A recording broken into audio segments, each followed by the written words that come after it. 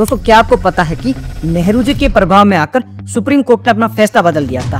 जी हाँ, हम बात कर रहे हैं 1951 के Shankari Prasad versus union of India case के बारे में।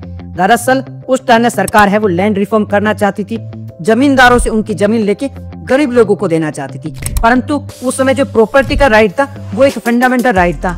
जमींदारों का कहना था कि अगर सरकार हमारी प्रॉपर्टी छीनती है तो सरकार हमारे फंडामेंटल राइट का उल्लंघन करेगी और हम इसके लिए सुप्रीम कोर्ट चले जाएंगे।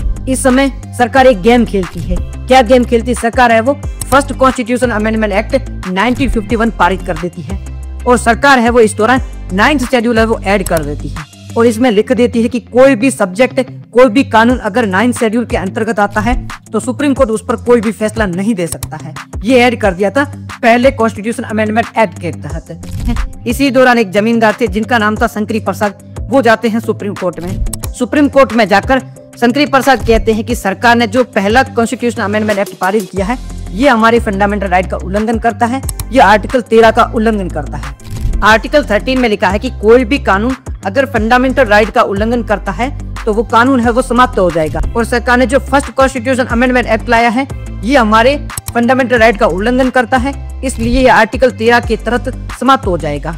ये केस सुप्रीम कोर्ट में जाता है।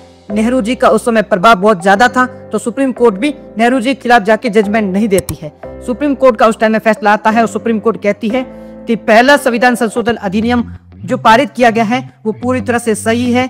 आर्टिकल 13 में लिखा है कि कोई भी कानून अगर फंडामेंटल राइट का उल्लंघन करता है तो वो समाप्त हो जाएगा, परंतु पहला संविधान संशोधन अधिनियम किया गया है ये आर्टिकल 368 के तहत किया गया है। यह एक संविधान संशोधन है और संविधान संशोधन अधिनियम के तहत कोई भी कानून लाया जाता है वो एक कानून नहीं होगा, वो सामान्य कानून के बराबर नहीं होगा। इसीलिए जो पहला संविधान संशोधन है वो पूरी तरह से सही है। सरकार ने जो काम किए हैं या फिर लैंड रिफॉर्म एक्ट लेके आई है वो पूरी तरह से वैध है। अब यही बात यहाँ पे समाप्त नहीं हो जाती है, ये बात आपको देखने को मिलेगी गोलकनाथ में और यही बात आपको देखने को मिलेगी केशवानंद भारती केस में, जिसको हम नेक्स्ट वीडियो में देखने वाले हैं।